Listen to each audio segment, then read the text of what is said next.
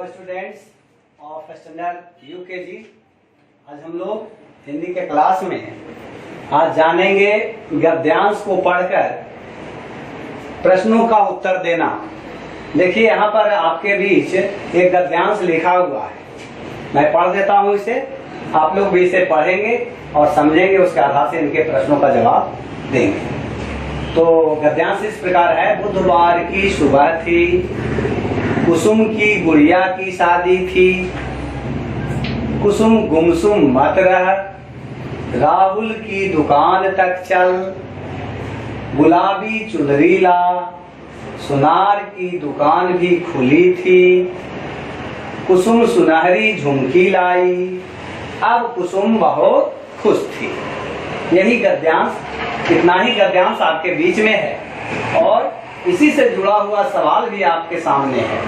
अब जैसे देखिए सवाल है, किस दिन की सुबह थी?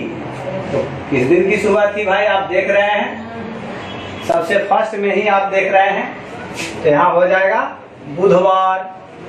बुधवार की सुबह थी, केवल आपको एक शब्द लिख देना है बुधवार। क्या लिख देना है? बुधवार।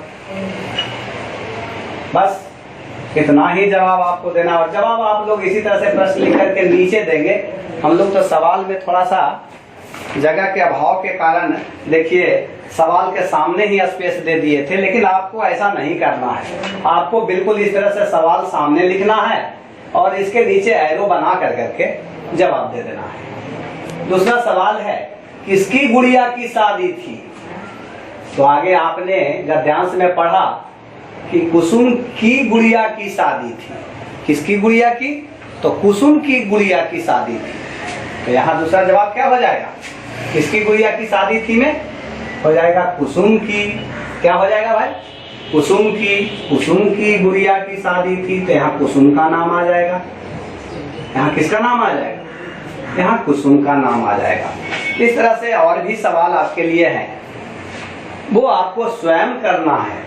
मैंने तो एक दो सवाल बनाकर आपको समझा दिया कि आपको क्या करना है, कैसे करना है। तो अब मैं समझता हूं कि आप लोग सब बना लेंगे, छोड़ेंगे नहीं। जो भी बच्चे ध्यान से इस वीडियो को देखेंगे और समझेंगे, तो मैं समझता हूं कि उनके सामने कोई त्रुटि नहीं रहनी चाहिए, वो अवश्य ही बना लेंगे।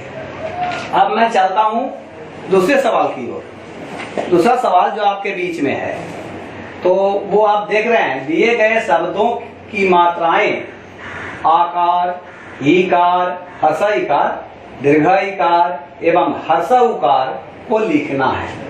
कुछ आपको शब्द दिए गए हैं, उनमें से आकार की मात्रा वाला कौन है, हर्ष इकार की मात्रा वाला कौन शब्द लिखा हुआ है, दीर्घ इकार की मात्रा वाला कौन शब्द लिखा हुआ है एवं हर्ष उकार की मात्रा वाला कौन सा शब्द है, उसको पहचानना है। अब जैसे आपके बीच एक शब्द है गुमसुम, तो आपको पता है कि गुमसुम में कौन सी मात्रा है, हर्ष उकार है या ईकार है या आकार है। तो आप समझ रहे हैं कि नीचे उकार लगा हुआ है, तो इसका मतलब है यहाँ पर क्या हो जाएगा भाई? उकार केवल आपको लिख देना है। गुमसुम में कौन सी मात्रा? तो उकार की मात्रा गुमसुम में। बस केवल आपको यहाँ से लिखना है आकार। जहाँ आकार है वहाँ आकार लिख देना है, जहाँ हर्ष इकार है वहाँ हर्ष इकार लिख देना है। जैसे देखिए यहाँ पर मैं एक शब्द देख रहा हूँ, शरीर लिखा हुआ है, तो शरीर में कौन सी मात्रा है, हर्षाई की मात्रा या दीर्घाई की? तो आप समझ रहे हैं ये दीर्घाई की मात्रा है। यहाँ क्या लिख देंगे? दीर्घाईकार। यहाँ क्या लिख देंगे? यहाँ लिख देंगे दीर्घाईकार। ईकार लिख देना है केवल आपको। तो अब मात्राओं का ज्ञान आपको इससे आ जाएगा। तो इसीलिए ये मैं दो बनाकर आपको दिखा दिया हूं मैंने, और बाकी आपको दिया गया है। आप लोग स्वयं इसको बनाएंगे और समझेंगे।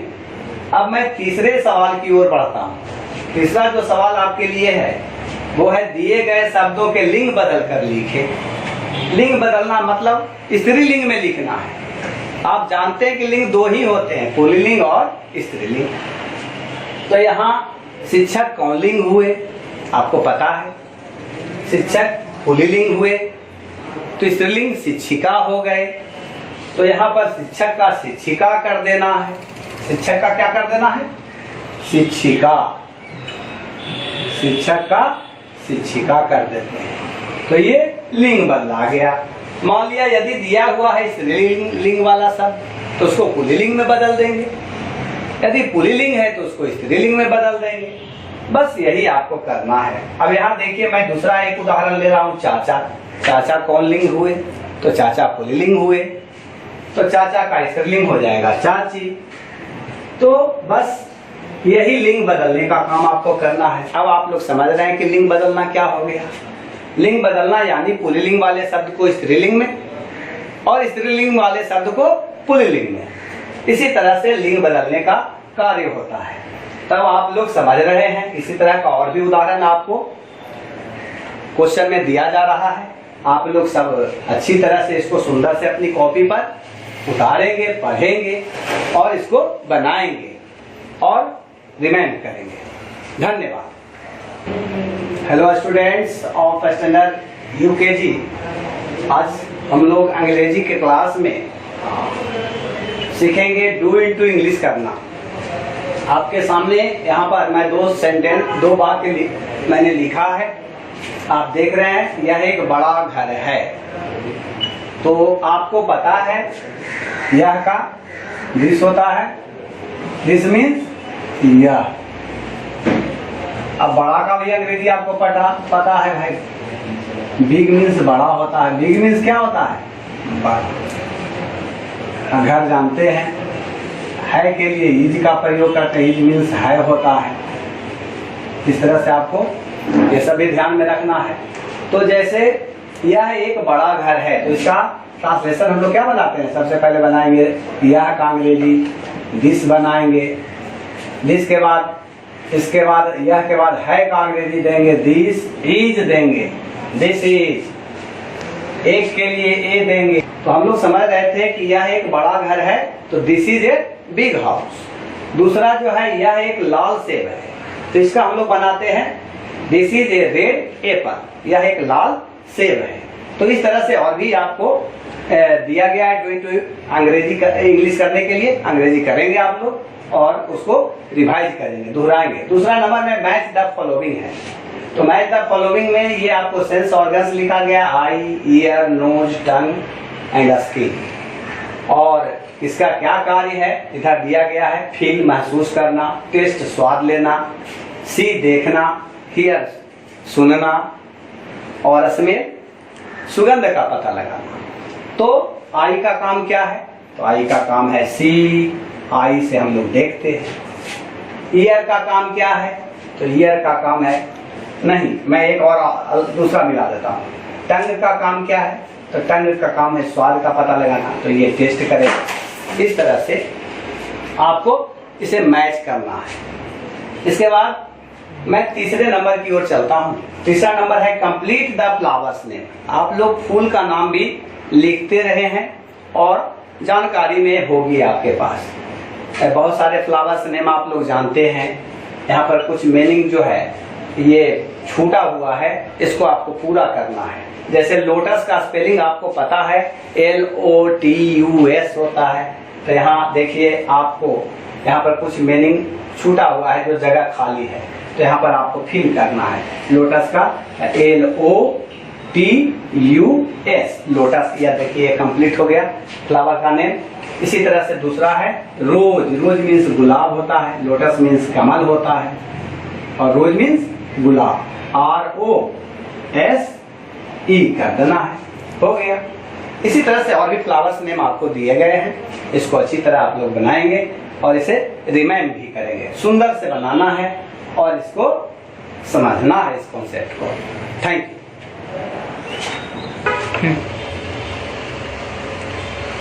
Hello students of class UKG. आज आप लोग को टीपी एंड मैथ्स का क्लास होने जा रहा है, जिसमें आप लोग को आज पढ़ना है। पहला है सब्ट्रैक्ट। सब्ट्रैक्ट का मतलब होता है घटाओ। घटाना है आप लोग को। देखिए यहाँ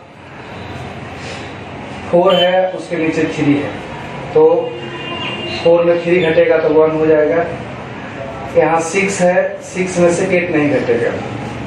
जैसा कि आप जान रहे हैं कि 6 कम है और 8 ज़्यादा है, तो इसमें नहीं घटेगा, तो इसके लिए ये 6 जो है 9 से बोरो लेगा, तो 10 होता है, तो 10 बोरो लेगा प्लस 6, तो ये हो गया 16, तो 16 में से 8 गया, 8 बचा। ये 9 जो था इसको 1 बोरो दे दिया था, तो यहाँ ये 8 हो गया, 8 में से 4 जाएगा, 4 हो जाएगा। इसी तरह से आप लोग को बनाना है। फिर दूसरा है, यहाँ देखिए 5 में से 4 गया तो 1 बच गया, तो सिंपल है, घट गया। 2 है, 2 में से 0 गया, ये भी घट गया। अब 8 में से 2 गया 6, ये हो गया।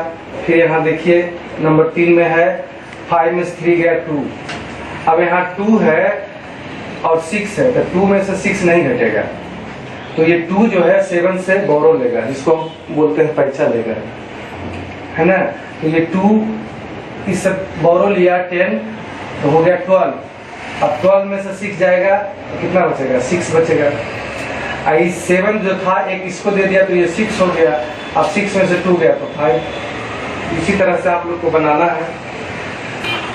हाँ, तो यहाँ देखिए ये 2 जो है इनसे 1 10 लिया तो 12 हो गया, 12 में से 6 गया 6। अब यहाँ जो 6 है ये 7 है, तो यहाँ 6 हो गया, 6 में से 2 गया तो यहाँ 4 हो गया। नंबर 2 है put the sign greater, smaller और equal in the given boxes. बच्चों, इसमें कहा जाता है कि जो डिजिट बड़ा हो उसके तरफ ये सिंबल देना है, जो स्मॉलर हो उसके तरफ ये देना है, और जो इक्वल हो वहाँ ये बराबर का सिंबल देना है। तो यहाँ देखिए है 8 और 6 है, तो आप समझ सकते हैं इसमें बड़ा कौन है, इसमें बड़ा है 8, तो ये इसको हम पढ़ेंगे 8 इज ग्रेटर देन 6, 8 जो है 6 से बड़ा है।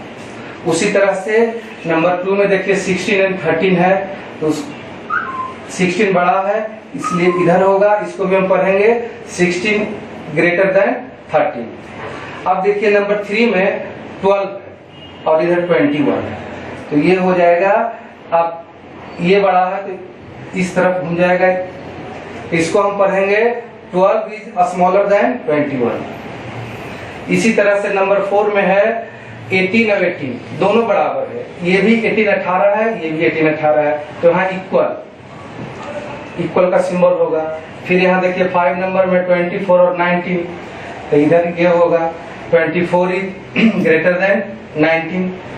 अब फिर देखिए यहाँ 14 है और यहाँ भी 14 है, तो ये दोनों इक्वल हो जाएगा, बराबर। तो इसी आधार पर आप लोग को और सब क्वेश्चन जाएगा, इसको बनाना है। नंबर 3 में है मैच द फॉलोइंग, मतलब सिंपल डिजिट में लिखा हुआ है, इसको रोमन डिजिट से मैच करना है। हिंदी अंक में लिखा हुआ है 28, इसको मैच करना है। तो बच्चों, तो आप लोग जानते हैं, यहाँ देखिए कुछ सिंबल दिया गया है, 5 का V होता है, 10 का X होता है, 50 का L होता है, 100 का C होता है। तो यहाँ है 28, तो अब हम देखेंगे 28 कहाँ है। 10 होता है, X, तो देखिए X डबल X 20 हो गया, 5 6 7 8, तो इस 20 को हम यहाँ मिलाएंगे। एक और मैं बता रहा हूँ आप लोग को, इसी तरह से 28 को यहाँ 28 से मैच करना है। एक और कोई भी डिजिट देखिए, यहाँ 88 है, तो 88 है तो हम देखिए यहाँ बॉक्स से भी मदद ले सकते हैं। 50 का L है, तो 50 हो गया, 60 70 80, 5 1 2 8 88, यहाँ देखिए 88 होगा। तो इसी आधार पर आप लोग को इसको मैच करना है,